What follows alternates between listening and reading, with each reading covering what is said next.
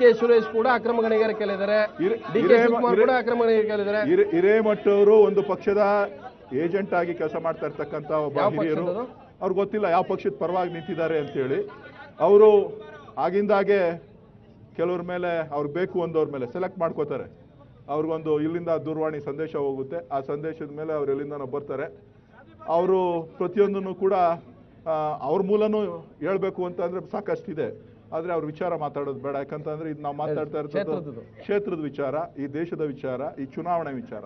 ಹಾಗಾಗಿ ನಮ್ಮ ಏನು ಗಣಿ ವಿಚಾರ ಹೇಳ್ತಾರೆ ಅದನ್ನು ನಾವು ಬಹಳ ಸಂತೋಷದಿಂದ ನಾವು ಮಾಡ್ತಾ ಇರ್ತಕ್ಕಂಥ ಉದ್ದಿಮೆಯನ್ನು ನಾವು ಹೇಳ್ತೇವೆ. ನಾವೆಲ್ಲೂ ಕೂಡ ಮುಚ್ಚಿಡ್ತಕ್ಕಂಥ ಯಾವುದೇ ಸಂದರ್ಭದಲ್ಲಿ ನಿಮ್ಮ ಅಫಿಡೇವಿಟ್ ಅಲ್ಲಿ ಕೂಡ ಹೇಳಿದ್ರೆ ನನ್ನ ಮೇಲೆ ಕೂಡ 3 ಕ್ರಿಮಿನಲ್ ಕೇಸ್ ಇದೆ ಹಾಕಿದ್ದಾರೆ. ಹಿಂದಿನ ಸರ್ಕಾರಗಳು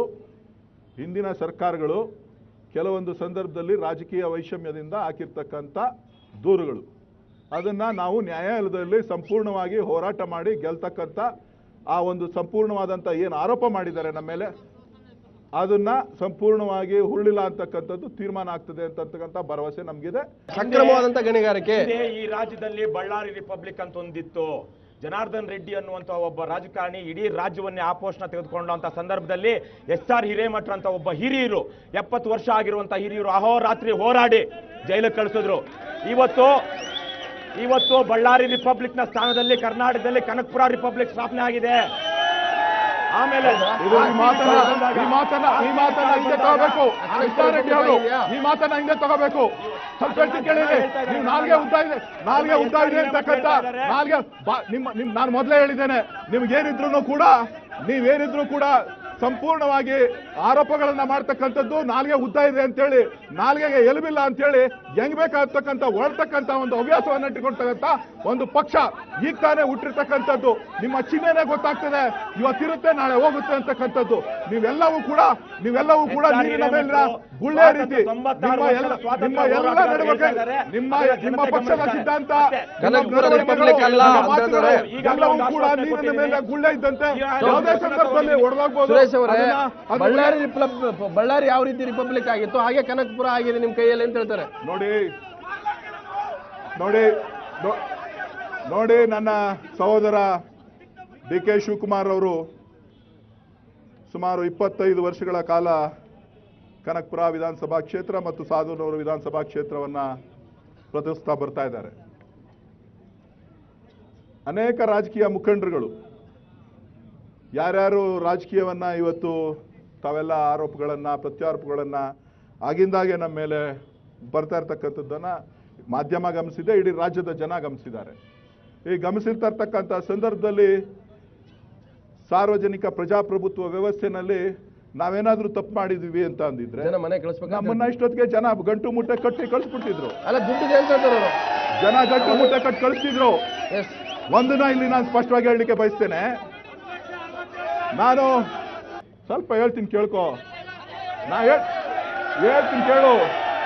ನಾನು ಹೇಳೋದು ಈ ರಾಜ್ಯದಲ್ಲಿ ಯಾರು ಬೇಕಾದ್ರೆ ನಾನು ಸವಾಲ್ ಹಾಕ್ತೇನೆ, ಯಾರು ಬೇಕಾದ್ರೆ ಬಂದು ಕನಕಪುರ ವಿಧಾನಸಭಾ ಕ್ಷೇತ್ರವನ್ನ ಅಭಿವೃದ್ಧಿ ವಿಚಾರದಲ್ಲಿ ನಾವು ತೆಗೆದುಕೊಂಡಿರ್ತಕ್ಕಂಥ ಅನೇಕ ತೀರ್ಮಾನಗಳಲ್ಲಿ ಅಭಿವೃದ್ಧಿಗೆ ಮಾದರಿಯಾಗಿ ಕನಕಪುರ ವಿಧಾನಸಭಾ ಕ್ಷೇತ್ರ ಇದೆ ಅಂತ ಅಂದ್ರೆ ಈ ರಾಜ್ಯದಲ್ಲಿ ಕನಕಪುರ ತಾಲೂಕು ಅಂತಕ್ಕಂಥದ್ದನ್ನ ಘಂಟಾಘೋಷವಾಗಿ ಹೇಳಿಕೆ ಬಯಸ್ತೇನೆ. ಇವತ್ತು ಈ ರಾಷ್ಟ್ರಕ್ಕೆ ಒಂದು ಮಾದರಿಯಾಗಿ ಶುದ್ಧ ಕುಡಿಯುವ ನೀರಿನ ಘಟಕವನ್ನ 10 ಪೈಸೆಗೆ 1 ಲೀಟರ್ ನೀರನ್ನ ಕೊಡ್ತಕ್ಕಂಥ ವಿಶೇಷವಾದಂತದ್ದನ್ನ ಈ ರಾಜ್ಯಕ್ಕೆ ನಾವು ಮಾದರಿಯಾಗಿ ಮಾಡಿದ್ದೇವೆ ಅಂತಂದ್ರೆ ಅದು DK ಶಿವಕುಮಾರ್ ಅವರ ಕೊಡುಗೆ. DK ಶಿವಕುಮಾರ್ ಅವರು ತೋರಿಸತಕ್ಕಂಥ ವ್ಯವಸ್ಥೆ, ಆ ವ್ಯವಸ್ಥೆಯನ್ನ ಇಡೀ ರಾಷ್ಟ್ರ ಒಂದು ಕಾರ್ಯಕ್ರಮವನ್ನು ಒಪ್ಪಿದೆ ಮಾತನ್ನ ಈ ಸಂದರ್ಭದಲ್ಲಿ ಹೇಳಲಿಕ್ಕೆ ಬಯಸ್ತೇನೆ. ನಾನು DK ಸುರೇಶ್ ಅವರು ಇರ್ಬೋದು, DK ಶಿವಕುಮಾರ್ ಅವರು ಇರ್ಬೋದು, ಏನು ಕುಡಿಯುವ ನೀರಿನ ವ್ಯವಸ್ಥೆ ಮಾಡಿದ್ದೀವಿ ಅಂತ ಇದ್ದಾರೆ ಅದನ್ನು ನಾನು ಖಂಡಿತವಾಗೂ ಒಪ್ಪೋದಿಲ್ಲ. ಯಾಕೆಂದರೆ ಸರ್ಕಾರದ ಲೋಕಸಭೆಯ ಆ ಫಂಡ್ ಏನಿದೆ ಅದನ್ನು ಇವರು ತಮ್ಮ ಸ್ವಂತ ಚಾರಿಟೇಬಲ್ ಟ್ರಸ್ಟ್ ಹೆಸರಿನಲ್ಲಿ ಹಾಕೊಂಡು ಒಬ್ಬ ಪಂಚಾಯತಿ ಸದಸ್ಯನೂ ಸಹ ಮಾಡುವಂಥ ಕೆಲಸಕ್ಕೂ ಸಹ DK ಶಿವಕುಮಾರ್ ಚಾರಿಟೇಬಲ್ ಟ್ರಸ್ಟ್ ಇಂದ ಒಂದು ಲೆಟರ್ ಕೊಡ್ತಾ ಇದ್ದಾರೆ. ಒಬ್ಬ ಗ್ರಾಮ ಪಂಚಾಯತಿ ಸದಸ್ಯ ಸಹ ಹೇಳ್ತಾ ಇದ್ದಾನೆ ಇವರು ನಿಮಗೆ ಪ್ರಜಾಪ್ರಭುತ್ವ ವ್ಯವಸ್ಥೆಯಲ್ಲಿ ಯಾವ ರೀತಿ ಕೆಲಸ ನಡೀತಾ ಇದೆ ಅಂತಕ್ಕಂಥದ್ದೇ ಅರಿವೇ ಇಲ್ಲ. ನೀವು ಚಾರಿಟೇಬಲ್ ಟ್ರಸ್ಟ್ ಬಗ್ಗೆ ಮಾತಾಡಲಿಕ್ಕೂ ಕೂಡ ನಿಮಗೆ ಮಾಹಿತಿ ಇಲ್ಲ. ನಾನು ಮಾಡಿರ್ತಕ್ಕಂಥದ್ದು ಪ್ರಜಾಪ್ರಭುತ್ವ ಕನಕಪುರದಲ್ಲಿ ಏನ್ ನಡೆದಿದೆ ಅನ್ನೋದು ಎಲ್ರಿಗೂ ಗೊತ್ತಿರುವಂತದ್ದು. ಸ್ವತಂತ್ರ ಬಂದ್ 67 ವರ್ಷ ಆದ್ರೂ ಕನಕಪುರದಲ್ಲಿರುವಂತ ಗ್ರಾಮೀಣ ಪ್ರದೇಶದಲ್ಲಿ ಯಾರಿಗೂ ಸ್ವತಂತ್ರ ಸಿಕ್ಕಿಲ್ಲ. ಅಲ್ಲಿ ಪ್ರತಿಯೊಬ್ಬರು ಸಹ ಭಯದ ವಾತಾವರಣದಲ್ಲಿದ್ದಾರೆ ಇವತ್ತು. ಅದ ಕಾರಣ ನೀವು ಅಣ್ಣ ತಮ್ಮದಿರು, ನೀವು ಅಣ್ಣ ತಮ್ಮದಿರು ಅಲ್ಲಿ ವ್ಯವಸ್ಥಿತವಾಗಿ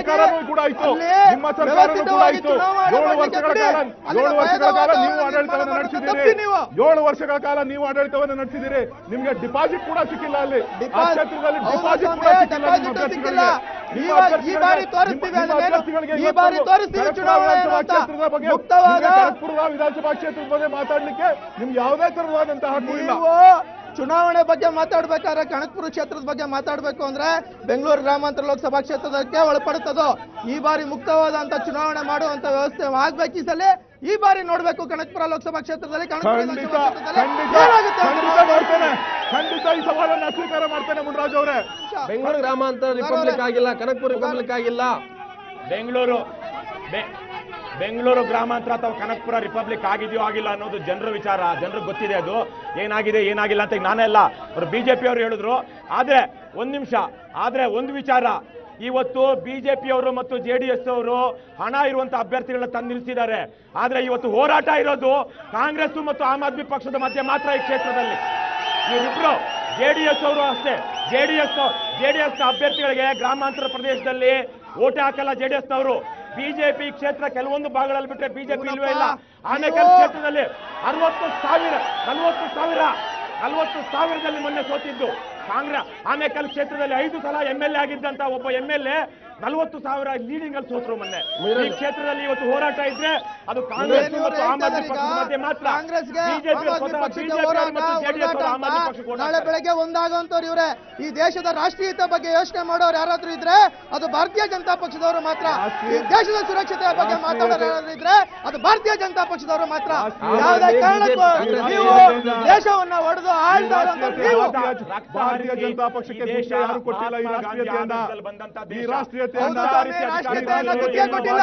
ನಿಮಗೆ ಕಾಂಗ್ರೆಸ್ ಪಕ್ಷ ಅಂತ ಗುತ್ತಿಗೆ ಕೊಟ್ಟಿದ್ದಾರಾ? ಕಾಂಗ್ರೆಸ್ ಪಕ್ಷ ಅಂತ ಗುತ್ತಿಗೆ ಕೊಟ್ಟಿದ್ದಾರಾ? ಕೂಡ ಈ ಭಾರತ ಒಂದೇ ಕುಟುಂಬಕ್ಕೆ ಗುತ್ತಿಗೆ ಕೊಟ್ಟಿದ್ದಾರಾ? ಈ ದೇಶದ ಒಂದೇ ಕುಟುಂಬದ ಗುತ್ತಿಗೆ ನಡೆಸ್ತಾ ಇದ್ದೀರಲ್ಲ ನೀವು. ಈ ದೇಶದ ನೀವು ಅಣ್ಣ ತಮ್ಮದಿರು ನಡೆಸ್ತೀರಾ? ಕೇಂದ್ರದಲ್ಲಿ ಒಂದೇ ಕುಟುಂಬದವ್ರು ನಡೆಸ್ತಾರೆ. ಯಾವ್ದು ನ್ಯಾಯ?